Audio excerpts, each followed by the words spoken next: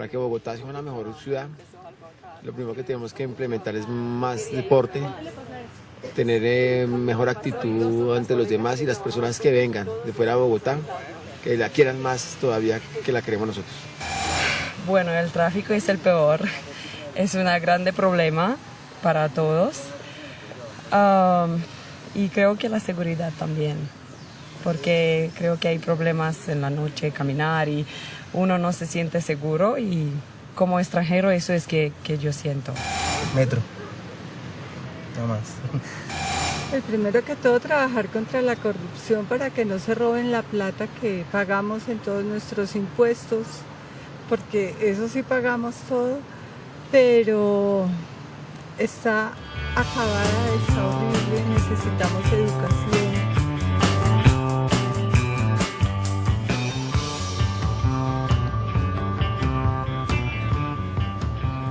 Regresamos, vamos a cambiar de tema, vamos a ir a un tema que yo sé que le va a gustar mucho a Antanas, porque es un tema que él ha trabajado y que también gestionó desde su alcaldía. Nuestro nuevo invitado es Carlos Cadena, él es investigador doctoral de la Universidad de las Naciones Unidas de Maastricht, en Países Bajos. Él ha sido promotor como de toda esta parte ecológica y de un proyecto bastante importante y que ha ido tomando fuerza en el país y es la Ciudad Verde. Carlos, bienvenido, muchas gracias por estar con nosotros. Matilde, muchas gracias, qué rico estar acá y al lado de semejante figura, una persona que admiro profundamente.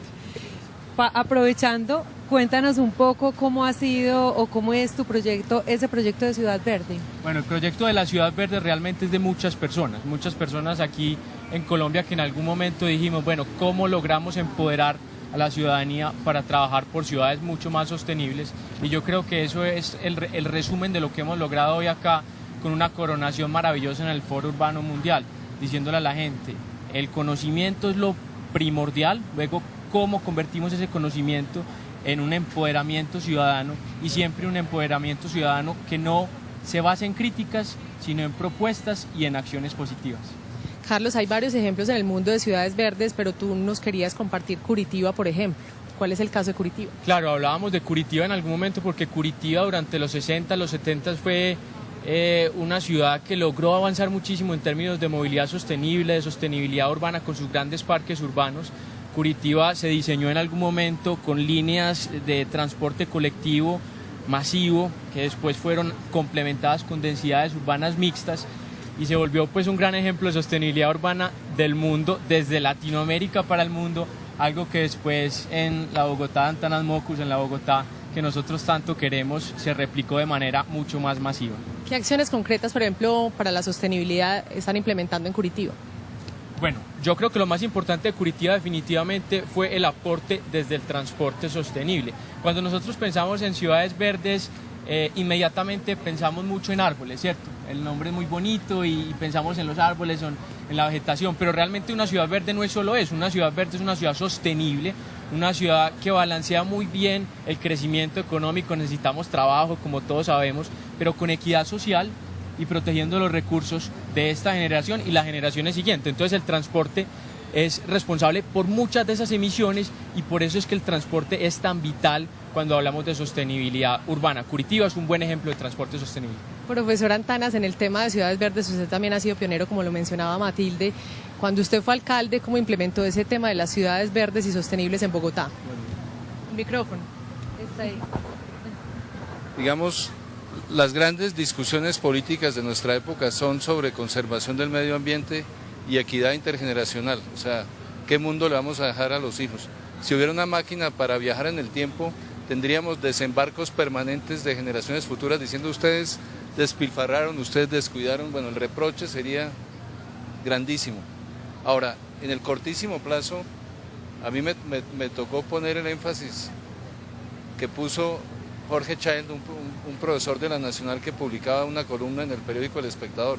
Jorge Childs colocó solo 2 vallas en su elección, hizo también una campaña absolutamente distinta y lo que él puso, el animal humano primero. O sea, en Colombia tal vez el primer grito de un ambientalista es no nos matemos. O sea, empecemos demostrando que amamos la vida humana y la respetamos. Quisiera dar a conocer el caso de Vancouver. Vancouver se fijó la meta de ser la principal ciudad verde del planeta el año 2020. Vancouver es una ciudad de Canadá. Veamos este informe.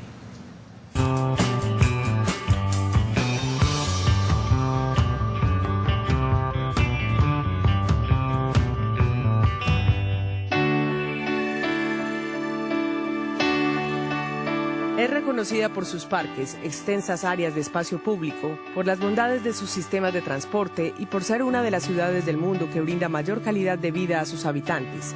Se trata de Vancouver, ubicada en la costa pacífica de Canadá, que junto con su área metropolitana cuenta con una población cercana a los 2.300.000 habitantes. Desde 1997, Vancouver comenzó a dar un giro en su manera de planear la ciudad y se decidió a darle prioridad al tema ambiental y al desarrollo limpio de la mano del urbanismo. Se fijó la meta de ser en el año 2020 la ciudad más verde del mundo. Para ello ha emprendido una serie de acciones que buscan reducir costos, aumentar el uso de energías limpias, contribuir a la sostenibilidad del medio ambiente y lograr ser más competitiva. Vancouver se ha dado a la tarea de construir edificios verdes en donde se reduzca el consumo de energía para su operación y se minimicen las emisiones de gases de efecto invernadero. Muchas de las terrazas de los edificios son verdes para simbolizar el compromiso de la ciudad con la sostenibilidad. Asimismo, está enfocada en desarrollar una economía verde con la que pretende crear 20.000 nuevos puestos de trabajo que en su gran mayoría se derivarán de la construcción sostenible. También ha hecho una gran inversión en nuevos espacios verdes. La meta es lograr que cada habitante de Vancouver viva a tan solo 5 minutos de un parque, una playa o un espacio natural. Convertirse en líder mundial en sistemas urbanos de alimentos es otro de los objetivos de Vancouver. De igual forma, tienen programas de reciclaje y de cero desperdicio de residuos. En cuanto a la movilidad, Vancouver ha buscado desestimular el uso del vehículo y ha impulsado el uso masivo de la bicicleta. Le ha dado además privilegio a la construcción de senderos peatonales agradables y seguros. La meta de Vancouver para el 2020 es que más del 50% de la población se movilice en transporte público, bicicleta o a pie. Por todo ello, Vancouver se ha consolidado como una de las mejores ciudades del mundo para vivir.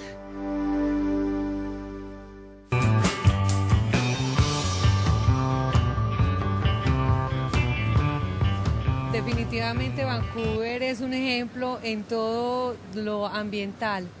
Recuerdo, ahora que estaba viendo la nota, recuerdo que en su momento cuando usted fue alcalde hizo una propuesta para la conservación del agua, que fue una propuesta muy curiosa, que usted dijo que una manera de ahorrar agua era que uno no se bañara solo, que estuviera siempre acompañado. Eso fue un chiste reinterpretado, fue un favor que me hizo un periodista. Al final en una sola semana logramos que toda la ciudad se diera cuenta de que estábamos en crisis. Segundo, que la crisis no iba a ser manejada quitándole el agua a la gente y dándosela por turno, sino que iba a haber ahorro voluntario. Y luego vino esta especulación sobre el bañarse. Yo apostaría que bañándose de a dos se gasta más agua, pero no les explico cómo aprendí eso. Carlos, frente al tema de la movilidad, quisiera hacer un énfasis y es el tema también de los peatones. O sea, no solo hablamos de bicicletas, sino de peatones, de crear senderos para peatones, de que toda la ciudad esté pensada para el peatón. ¿Cómo está eso en las ciudades que has conocido, las que has tenido oportunidad de estar, por ejemplo, también en Holanda? Claro, te voy a contar sobre eso, pero antes de contarte te digo lo siguiente. Todos somos peatones, siempre.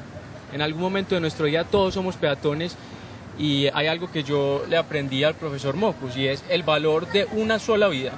El valor de una sola vida es mucho mayor que cualquier precio de auto, carro, puente o autopista. El valor de una sola vida, con que nosotros salvemos una sola vida. Entonces a veces las ciudades no se diseñan para los peatones. Nosotros en Medellín, por ejemplo, 137 peatones murieron el año pasado. Este año en las primeras 4 semanas ya habían muerto 22 peatones y a veces no nos damos cuenta de lo que implica eso precisamente porque no diseñamos nuestras ciudades para los peatones primero. En Holanda, como me preguntabas, hay algo muy especial. Yo llevo 5 años haciendo mi doctorado en Holanda y allá la ciudad se diseña para el peatón primero, para el ciclista después, pero siempre, siempre para los seres humanos. antes que nada y antes que los carros. Se utiliza mucho la bicicleta y usted es defensor del uso de la bicicleta. Sí. Y hay un dato curioso, pues a ver, a mí me llamó la atención porque creo que ese no ha sido como un argumento que se ha manejado para el tema de la bicicleta, pero también es un asunto económico. Absolutamente, es que yo creo que todos deberíamos hablar de esto, Matilde. Nosotros no tenemos que hablar de la bicicleta simplemente porque queremos salvar el mundo, o porque pensamos que de pronto vamos a hacer un poquito más de ejercicio, o porque pensamos que no tiene estratos, que no gastamos más espacio público del necesario. No, ni siquiera, aunque todo eso es cierto. Al final nos ahorramos lo que valga el bus, el carro, etcétera. Imagínate lo que implica eso para una familia de 4 personas. 2 recorridos por día. Es un elemento extremadamente poderoso. Eso es lo que dicen en Holanda. Ellos en Holanda dicen, bueno, si la mejor forma de movilizarme es la bicicleta y me voy a ahorrar el dinero, y como ellos son fronteros y ellos no dicen mentiras así permanentemente, no ocultan lo que piensan, entonces no hay otra opción, me voy en bicicleta, me ahorro el dinero. Es especial. Y a propósito del tema del uso de la bicicleta, también en Viena y en Beijing se utiliza mucho la bicicleta. Vamos a ver este informe donde contamos cómo se hace.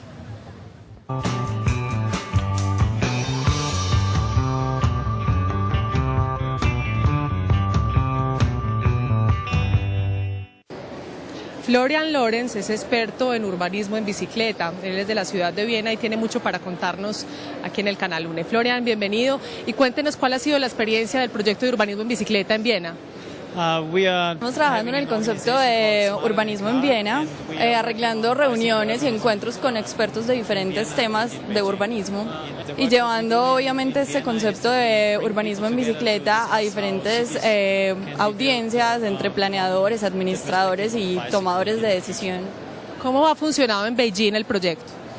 En el 2010 empezó el proyecto de Más Inteligentes que el Carro, empezó en Beijing. Estábamos muy interesados en ver cómo la bicicleta era usada en Beijing. En los 80 más o menos la cultura de la bicicleta en Beijing era muy importante, entonces queríamos ver cómo había sido ese proceso en los 80 para ver cómo podríamos traerlo, como que estaban muy interesados en ver cómo se puede articular la ciudad alrededor de una cultura de la bicicleta, porque así estaba Beijing pues, en ese tiempo. Empezamos a hacer esta investigación y a reunir la información para presentarle a una audiencia internacional el tema y explicarle por qué eso es importante y por qué también hace parte de un proyecto para hacer las ciudades del futuro más sostenibles. ¿Cómo una ciudad como Medellín, que es tan diferente, que tiene una topografía diferente, montañas, puede hacer uso masivo de la bicicleta?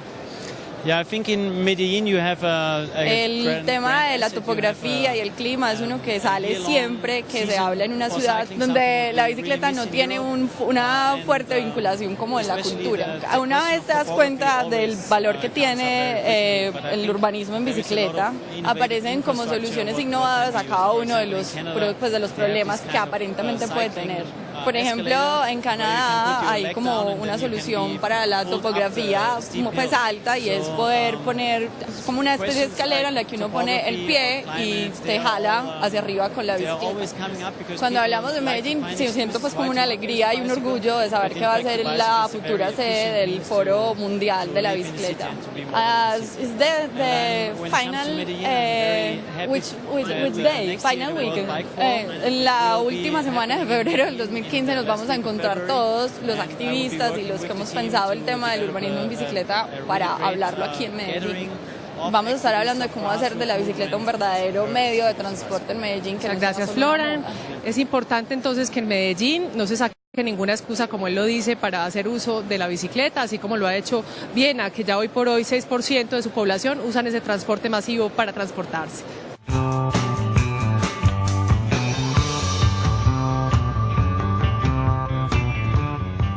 Este, como vieron, fue un recorrido que hizo Claudia, muy juiciosa en la feria, y se encontró este testimonio. Y yo quisiera preguntarle a Antanas si es posible en algún momento usar la bicicleta como medio de transporte masivo en ciudades como Medellín o Bogotá, en el país, y cómo disminuir el uso del vehículo. Pues es un poco utópico hablar de bicicletas. Es muy sueño, digamos, es un sueño. Las disculpas están ahí. Las disculpas están a la mano y hay que aprender a juzgarlas, o sea, evaluarlas. En Bogotá el clima es perfecto para andar en bicicleta, o sea, uno ligeramente abrigado para los días de lluvia. Bueno, con el embajador de Holanda estuvimos juntos en el día sin carro y empezó a lloviznar, entonces la gente que estaba conmigo dijo, uy, ya íbamos a salir corriendo por la lluvia. El embajador me prestó una sombrilla y los dos rodamos absolutamente frescos con una sombrilla en la mano. Entonces, digamos, cuando uno ve esos países han incorporado la bicicleta en su repertorio, o sea, se usa la bicicleta como se respira, o sea, no.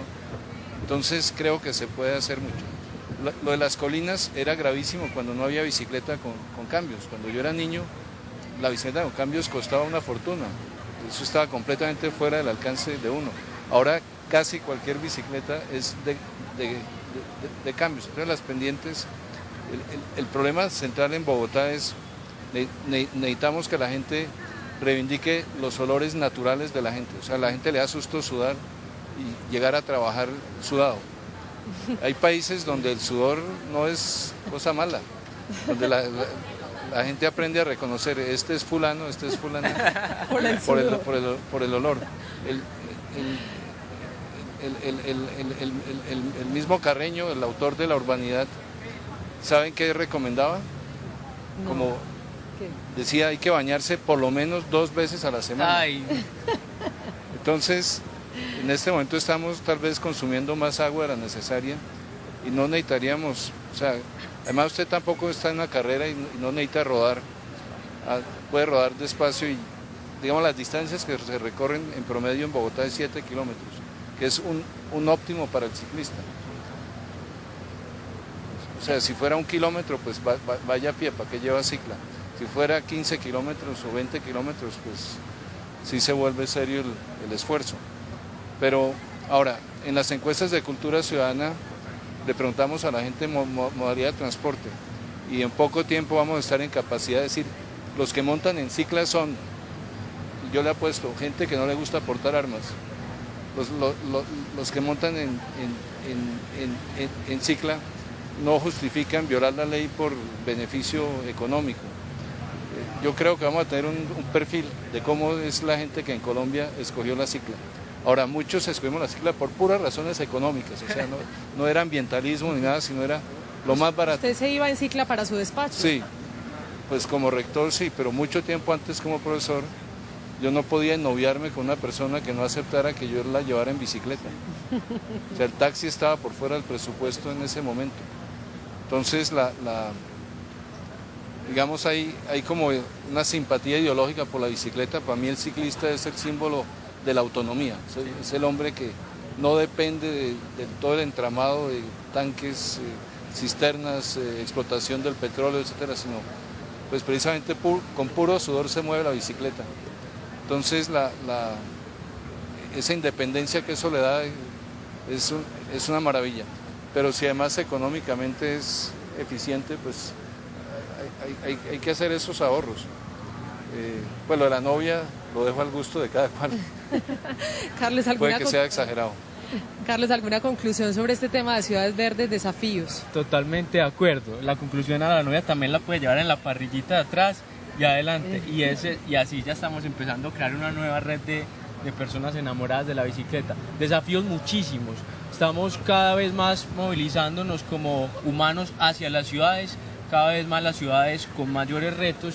Y definitivamente el mensaje es, nosotros podemos ayudar como ciudadanos, desde la independencia, desde nuestro día a día, cómo nos movilizamos, qué consumimos, por qué lo consumimos, cuánto nos demoramos bañándonos y con quién. Carlos, muchísimas gracias por habernos acompañado. Yo le voy a dar paso a nuestro compañero Santiago, que tiene más información en redes sociales. Precisamente moverse en bicicleta es una de las maneras de cambiar el mundo y precisamente a nuestros lectores, a nuestros televidentes, a la gente del común, le preguntamos cómo puedo cambiar el mundo. Y Juan Pablo, por ejemplo, nos dice que primero tiene que cambiar él y luego el mundo. Nos dice Rafael que cree que un mundo mejor es sin armas, con el hashtag puedo cambiar el mundo. Yuri, me imagino un país con más oportunidades de estudio y empleo potenciando el talento joven y además cuando seamos capaces de escuchar el silencio. Son los mensajes que nos llegan con Puedo Cambiar el Mundo. Daniel nos dice que puede cuidar el mundo cambiando el medio ambiente y lo que decía Juan Pablo, de cambiar el mundo primero él y después precisamente el mundo. Con nuestro hashtag Puedo Cambiar el Mundo podemos dar las modificaciones y podemos tener nuestro nuevo planeta Tierra, nuestra nueva ciudad. Precisamente para eso nos damos un corte de comerciales. Pensemos en cómo puedo cambiar el mundo, @Canalune. Aquí escucharemos sus opiniones después de este corte de comerciales. Caramba, esta es una ciudad tan linda, es una ciudad de todos los colombianos. Necesitamos más vías, yo creo que vías es lo que necesitamos, vías periféricas, vías autopistas. La movilidad es algo bien importante.